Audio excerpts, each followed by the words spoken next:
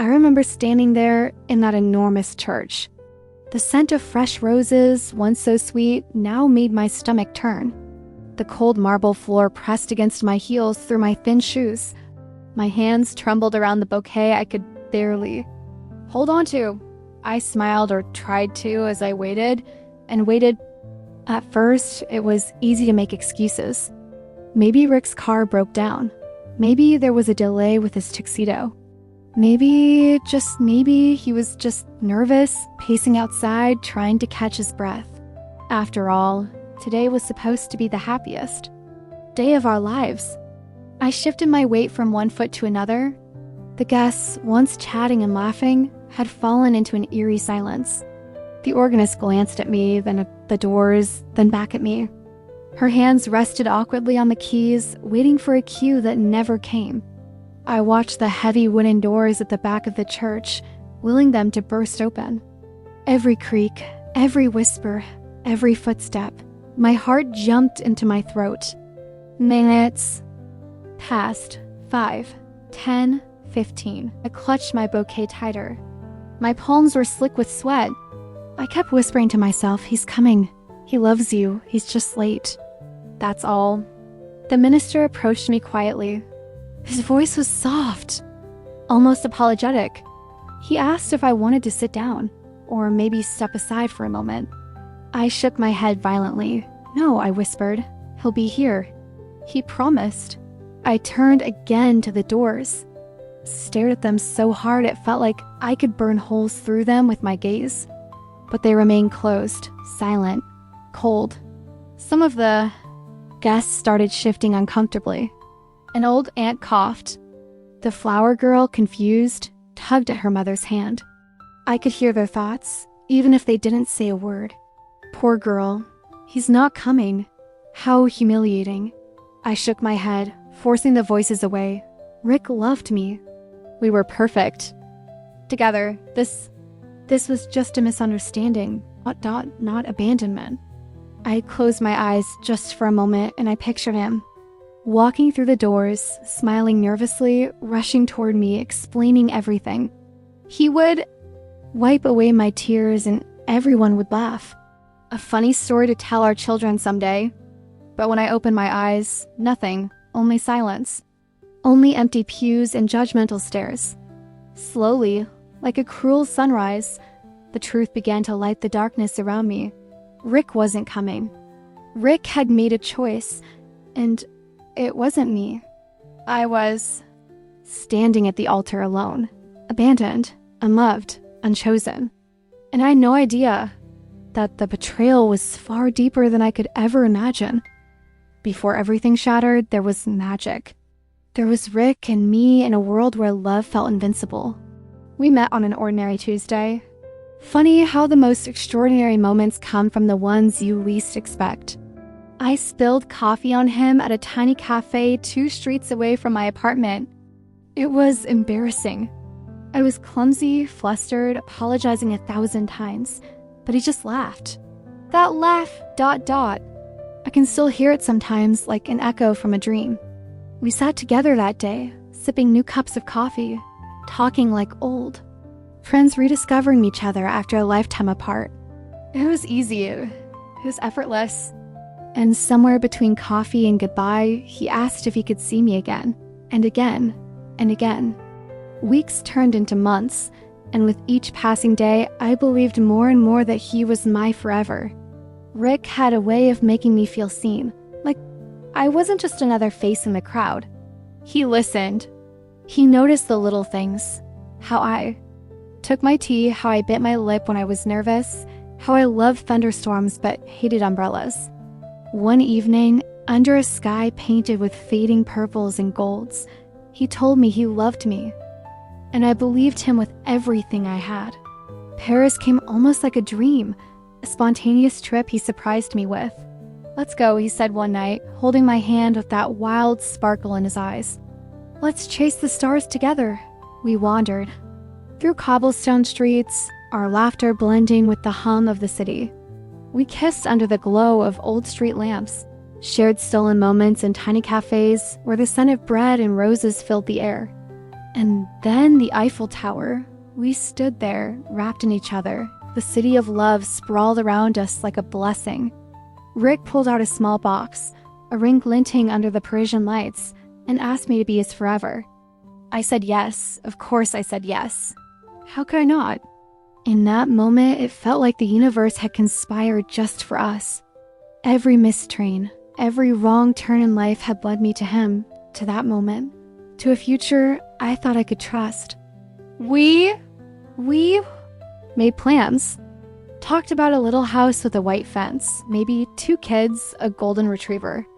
Lazy Sunday mornings, burnt pancakes, laughter spilling out of the kitchen windows. I used to trace the shape of our dreams in my mind when I couldn't sleep, like drawing constellations across the ceiling. I believed in us. I believed in him.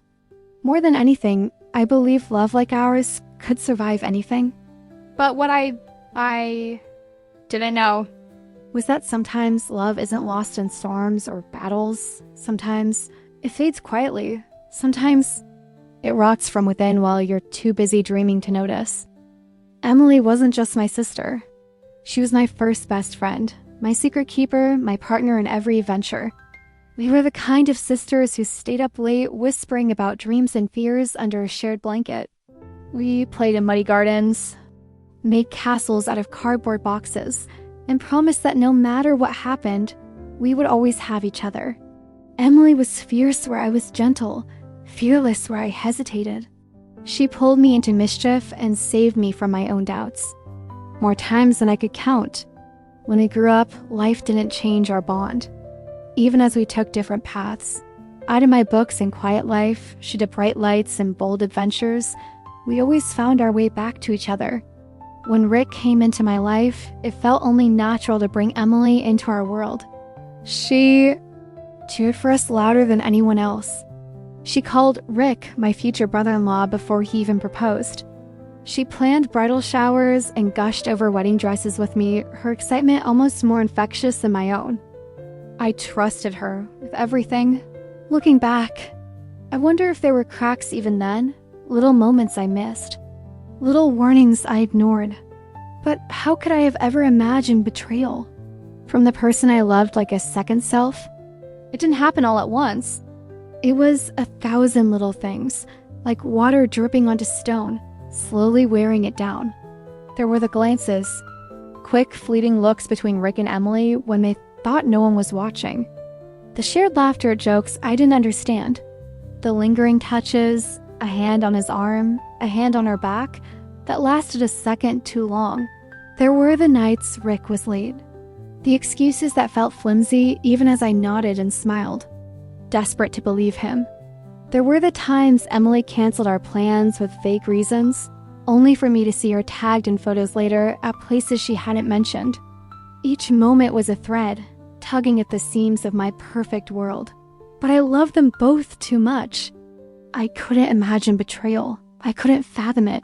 So I made excuses for them. For myself, because sometimes it's easier to live inside a beautiful lie than to face an ugly truth. The day of the wedding was supposed to be the beginning of everything we dreamed of. I woke up to a sky so blue it felt like a blessing. I laughed with my bridesmaids, hugged my mother, whispered promises to myself in the mirror. This is it. This is happiness. But under it all asterisk, there was a heaviness I couldn't name. The moment the music started and I stepped into that grand church, everything inside me was screaming. But I smiled. I kept smiling. Until the minutes stretched. Into hours.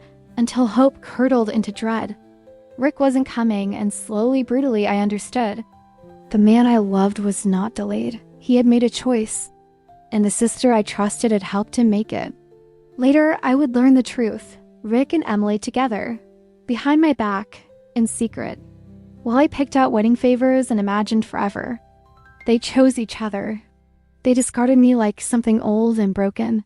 I thought that was the end of my story. But it wasn't. It was only the beginning of my survival. Grief is not loud. It doesn't come with screams or shattering plates. Grief is quiet. It's the silence of mornings without coffee. It's the cold side of the bed never getting warm. Winter came and it stayed. It settled in my bones.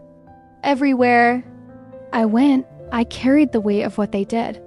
Friends whispered behind my back. Family members avoided my eyes. Pity hung around me like a fog. I deleted photos. I burned letters. I boxed up memories and shoved them into the darkest corners of my apartment, but nothing could box up the pain. Some nights I sat awake, replaying everything in my head. Every kiss, every laugh, every lie.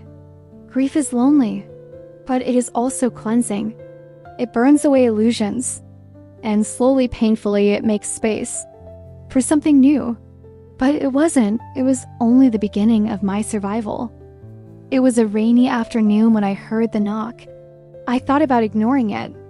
I thought about hiding, pretending no one was home. But something pulled me to the door. There she stood. Emily, rainwater dripping from her hair, her makeup smeared with tears.